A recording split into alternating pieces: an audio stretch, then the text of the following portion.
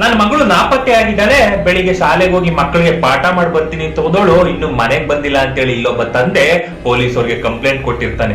ಇದಾದ 2 ದಿನಕ್ಕೆ ಮೇಲ್ಕೋಟೆ ನರಸಿಂಹಸ್ವಾಮಿ ದೇವಸ್ಥಾನದ ಬೆಟ್ಟದ ತಪ್ಪಲಿನಲ್ಲಿ ಒಂದು ಮಹಿಳೆಯ ಮೃತದೇಹ ಸಿಕ್ಕಿರುತ್ತೆ. ಮೇಲ್ಕೋಟೆಯ ಖಾಸಗಿ ಶಾಲೆಯಲ್ಲಿ ಶಿಕ್ಷಕಿಯಾಗಿ ಕೆಲಸ ಮಾಡ್ತಿದ್ದಂತ ಈ ದೀಪಿಕಾ ಜನವರಿ 20 ಮಧ್ಯಾಹ್ನದಂದು ಶಾಲೆಯಿಂದ ಮನೆಗೆ ವಾಪಸ್ ಹೊರಟಿರ್ತಾರೆ. ಆದ್ರೆ ಯಾವಾಗ ಅವರು ಶಾಲೆಯಿಂದ ಮನೆಗೆ ವಾಪಸ್ ಆಗಿರೋದಿಲ್ವೋ, ಈ ದೀಪಿಕಾ ಅವರ ಗಂಡ ಪೊಲೀಸ್ ಸ್ಟೇಷನ್ಗೆ ಒಂದು ಮಿಸ್ಸಿಂಗ್ ಕಂಪ್ಲೇಂಟ್ ಕೊಟ್ಟು ಹುಡುಕಾಟ ಶುರು ಮಾಡಿರ್ತಾರೆ. ಗಂಡ ಎಷ್ಟೇ ಹುಡುಕಿದ್ರು ದೀಪಿಕಾ ಸುಳಿವು ಸಿಕ್ಕಿರೋದಿಲ್ಲ. ಅವಾಗ್ಲೇನೆ ಪೊಲೀಸರಿಗೆ ಸ್ಥಳೀಯರಿಂದ ಒಂದು ಮಾಹಿತಿ ಬರುತ್ತೆ, ನಾವು ಈ ಮಹಿಳೆಯನ್ನ ದೇವಸ್ಥಾನದ ಗುಡ್ಡದ ತಪ್ಪಲಿನಲ್ಲಿ ನೋಡಿದ್ವಿ ಅಂತ.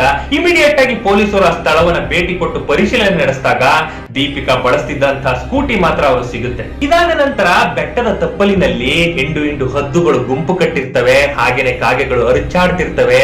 ನಿಧಾನವಾಗಿ ಬರ್ತಿದ್ದಂತಹ ಕೆಟ್ಟ ವಾಸನೆ ಸ್ಥಳೀಯರನ್ನ ಆಕರ್ಷಣೆ ಮಾಡಿರುತ್ತೆ. ಶನಿವಾರ ಬೆಳಿಗ್ಗೆ 9 ಗಂಟೆಗೆ ಮನೆ ಬಿಟ್ಟು ಹೋದರು, ಸ್ಕೂಲ್ಗೆ ಹೋದ್ಮೇಲೆ ಗಾಡೀಲಿ ಹೋಗಿದ್ರು. ಅಲ್ಲಿ ನಾವು ಸ್ಕೂಲ್ ವಿಚಾರಿಸಿದಾಗ 12 ಗಂಟೆ 6 ನಿಮಿಷಕ್ಕೆ ಅವ್ರು ಹೊರಗಡೆ ಬಂದಿದ್ರು. ಆಮೇಲೆ ಎಲ್ಲೋದ್ರು ಅಂತ ಹುಡುಕ್ಬೇಕಾದ್ರೆ ನಮಗೆ ಫೋನ್ ಮಾಡಿದೆ, 1:15ಗೆ ಸ್ವಿಚ್ ಆಫ್ ಆಗಿದ್ದು ಮೊಬೈಲು. ಸ್ಥಳಕ್ಕೆ ಹೋಗಿ ನೋಡಿದಾಗ ಮಣ್ಣಿನಿಂದ ಹೊರಗಡೆ ಬಂದಿದ್ದಂತಹ ಮಹಿಳೆಯ ಮೃತದೇಹ ಕಾಣುತ್ತೆ. ಸ್ಥಳೀಯರು ಇಮಿಡಿಯೇಟ್ ಆಗಿ ಪೊಲೀಸರಿಗೆ ವಿಷಯ ಮುಟ್ಟಿಸ್ತಾರೆ. ಇದಾದ ನಂತರ ಪೊಲೀಸರು ಆ ಮೃತದೇಹವನ್ನು ಹೊರಗಡೆ ತೆಗೆದು ನೋಡಿದಾಗ ಅದು ದೀಪಿಕಾಳದ್ದೇ ಆಗಿರುತ್ತೆ. ಮಿಸ್ಸಿಂಗ್ ಕಂಪ್ಲೇಂಟ್ ಕೇಸನ್ನ ಮರ್ಡರ್ ಕೇಸ್ ಆಗಿ ಪರಿವರ್ತಿಸಿ ಶವವನ್ನ ಮಂಡ್ಯದ ಆಸ್ಪತ್ರೆಗೆ ರವಾನೆ ಮಾಡ್ತಾರೆ. ಆವಾಗ್ಲೇನೆ ದೀಪಿಕಾಳ ಕುಟುಂಬಸ್ಥರು ಒಂದು ಆರೋಪ ಮಾಡ್ತಾರೆ, ದೀಪಿಕಾಳ ಮೊಬೈಲ್ ನಲ್ಲಿ ಕೊನೆ ಕರೆ ಅವರದೇ ಗ್ರಾಮದ ನಿತೀಶ್ ಅನ್ನೋ ಹುಡುಗಂದು ಅಂತ.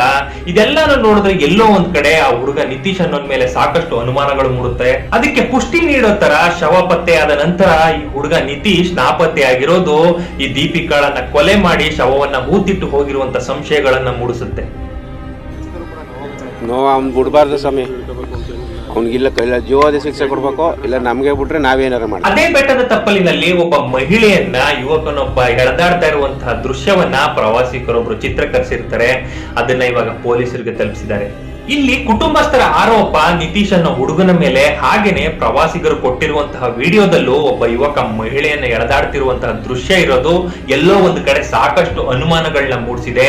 ಇದೇ ದೃಷ್ಟಿಕೋನದಲ್ಲಿ ಇವಾಗ ಪೊಲೀಸರು ತಮ್ಮ ತನಿಖೆಯನ್ನು ಚುರುಕುಗೊಳಿಸಿದ್ದಾರೆ. ಶಾಲೆಗೆ ಹೋಗಿ ಬರ್ತೀನಿ ಅಂತ ಹೇಳೋದ ಶಿಕ್ಷಕಿ ಮನೆಗ್ ಬಂದಿರೋದಿಲ್ಲ.